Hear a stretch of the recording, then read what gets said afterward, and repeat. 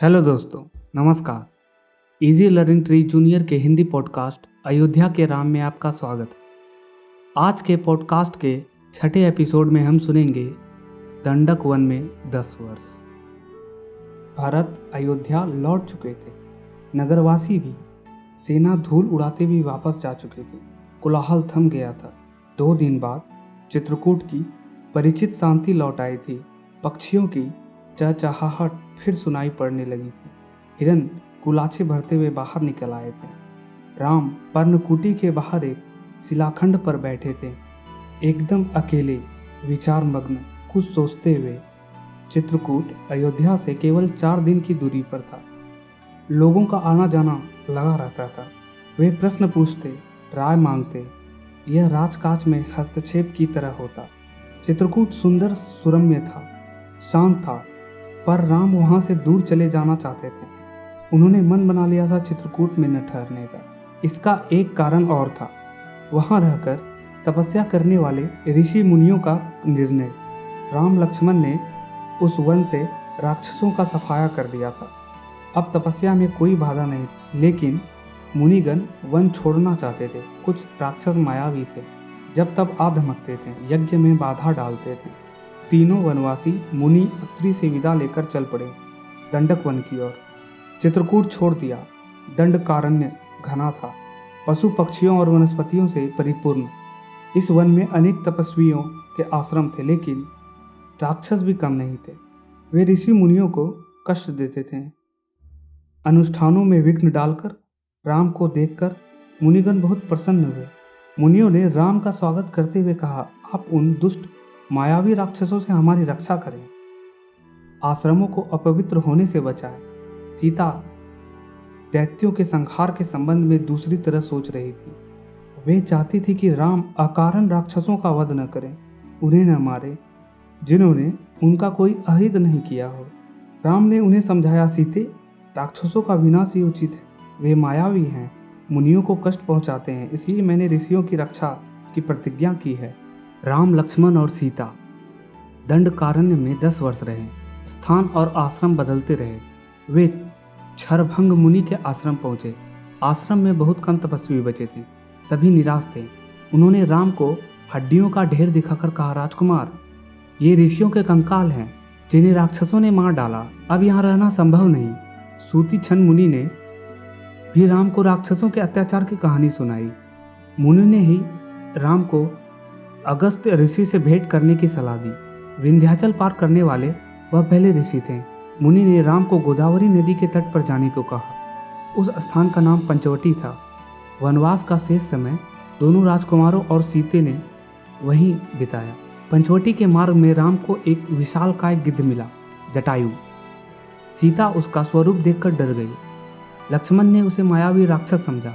वे धनुष उठा ही रहे थे कि जटायु ने कहा, हे राजन, मुझसे डरो मत, मैं तुम्हारे पिता का मित्र हूँ। वन में तुम्हारी सहायता करूँगा। आप दोनों बाहर जाएंगे तो सीता की रक्षा करूँगा। राम ने जटायु को धन्यवाद दिया। उन्हें प्रणाम कर आगे बढ़ गए। पंचवटी में लक्ष्मण ने बहुत सुंदर कुटिया बनाई, मिट्टी की दीवार खड़ी की, बांस के खंभे लगाए, कुश और पत्तों से छप्पर डाला। कुटिया ने उस मनोरम पंचवटी को और सुंदर बना दिया। कुटी के आसपास पुष्पलताएं थी, हिरन घूमते थे, मोर नाचते थे। इस बीच राम राक्षसों का निरंतर संहार करते रहे। वे जब भी आश्रम पर आक्रमण करते, राम लक्ष्मण उन्हें मार डालते। उन्होंने सीता को पकड़ लेने वाले राक्षस विराट को मारा। वन से राक्षसों का अस्तित्व लगभग मिटा दिया। तपस्वी शांत से तप करने लगे। एक दिन राम, लक्ष्मण और सीता कुटी के बाहर बैठे हुए थे, लता कुंजों को निहारते, उनके सौंदर्य पर मुग्ध होते। तभी लंका के राजा रावण की बहन शूर्पणखा वहां आई। राम को देखकर वह उन पर मोहित हो गई। उन्होंने स्वयं को पानी में देखा, विकृत चेहरा, मुंह पर छुर्रियां।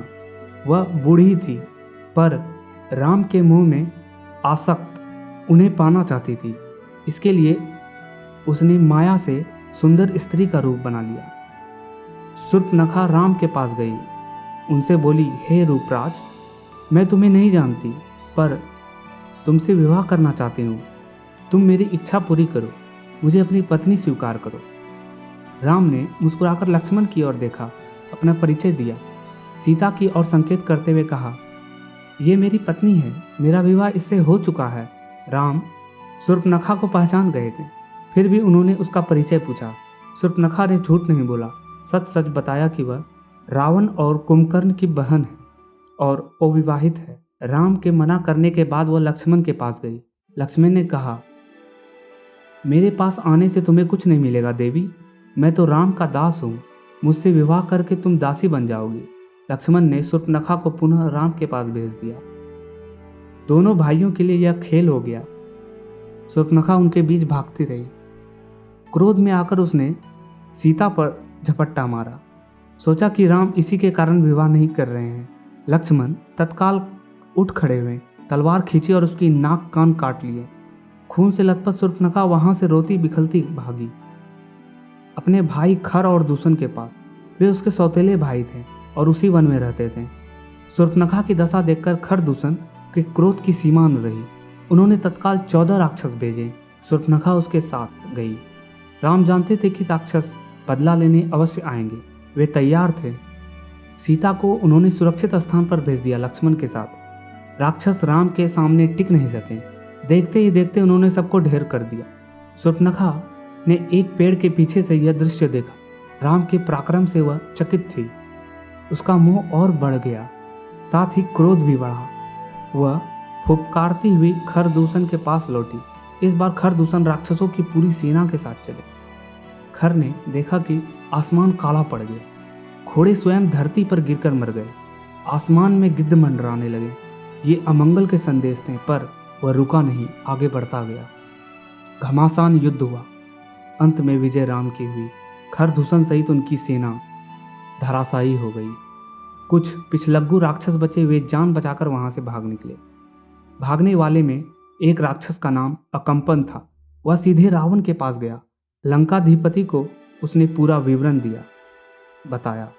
अकंपन ने कहा, राम कुशल योद्धा हैं, उनके पास विलक्षण शक्तियां हैं, उन्हें कोई नहीं मार सकता। इसका एक ही उपाय है, सीता का अपहरण। इससे उनके प्राण स्वयं ही निकल जाएंगे। रावण सीता हरण के लिए तैयार हो गया। वह महल से चला। रास्ते में उसकी भेंट मरीच से हुई, ताड़का के पुत्र से। ताड़का का वध राम ने पहले ही कर दिया था। मारीच क्रोधित था, पर राम की शक्ति से परिचित था। उसने रावण को सीता हरण के लिए मना किया, समझाया, कहा, ऐसा करना विनाश को आमंत्रण देना है। रावण ने मारीच की बात मान ली, चुपचाप लंका लौट गया। थोड़ी ही देर में शूर्पणखा लंका पहुंची, विलाप करती हुई, चीखती चिल्लाती। रावण को पूरी घटना की जानकारी थी, लेकिन उसने शूर्पणखा को सुना। वह रावण को धिक्कार रही थी, फटकार रही थी। उसके पौरुष को ललकारते हुए शूर्पणखा ने कहा, तेरे महाबली होने का क्या लाभ? तेरे रहते मेरी यह दुर्गति। तेरा बल किस दिन के लिए है? तू किसी को मुंह दिखाने लायक नहीं रह गया। शूर्पणखा ने राम लक्ष्मण के बल की प्रशंसा की, सीता को अतीब सुंदरी बताया, कहा कि उसे लंका के राजमहल में होना चाहिए। शूर्पणखा बोली, मैं सीता को तुम्हारे लिए लाना चाहती थी। मैंने उन्हें बताया कि मैं रावण की बहन हूँ। क्रोध में लक्ष्मण ने मेरे नाक कान काट लिए। रावण फिर मारीच के पास गया। खरदूषण की मृत्यु से वह कुछ घबराया हुआ था। रावण ने मरीच से मदद मांगी। मरीच चाहता था कि रावण सीता हरण का विचार छोड़ दे। इस बार रावण ने उसकी नहीं सुनी, उसे डांटा और आज्ञा दी कि मेरी मदद करो। मरीच जानता था कि दोबारा राम के सामने पड़ने पर वह मारा जाएगा। राम उसे नहीं छोड़ेंगे। रावण मारीच के मन की बात भांप गया। उसने क्रोध में भरकर कहा, वहां जाने पर हो सकता है राम तुम्हें मार दे, लेकिन न जाने पर मेरे हाथों तुम्हारी मृत्यु निश्चित है। विवश होकर मरीच को रावण का आदेश मानना पड़ा। रथ पर बैठकर रावण और मरीच पंचवटी पहुंचे। कोठी के निकट आकर मायावी मारीच ने सोने के हिरण का रूप धारण कर लिया। कोठी के आसपास घूमने लगा। रावण एक पेड़ के पीछे छिपा था। उसने तपस्वी का वेश धारण कर लिया था। सीता उस हिरण पर मुग्ध हो गई। उन्होंने राम से उसे पकड़ने को कहा। राम को हिरण पर संदेह था। वन में सोने का हिरण? लक्ष्मण बड़े भाई की बात से सहमत थे, पर सीता के आग्रह के आगे उनकी एक न चली। सीता की प्रसन्नता के लिए राम हिरण के पीछे चले गए। उन्होंने सोचा, वन में इतने समय के प्रवास के दौरान सीते ने कभी कुछ नहीं मांगा। उनकी यह इच्छा अवश्य पूरी करनी चाहिए। कुटी से निकलते समय राम ने लक्ष्मण को बुलाया, सीता की रक्षा करने का आदेश दिया। कहा, मेरे लौटने तक तुम उन्हें अकेला मत छोड़ना। लक्ष्मण ने सिर झुकाकर उनकी आज्ञा स्वीकार की। सीता कुटी में थी। लक्ष्मण धनुष लेकर बाहर खड़े थे। आज के पॉडकास्ट में इतना ही। फिर मुलाकात होगी, तब तक के लिए धन्यवाद। अगर आपको हमारा यह पॉडकास्ट पसंद आया हो तो चैनल को सब्सक्राइब कर लें और वीडियो को लाइक एंड शेयर करना न भूलें।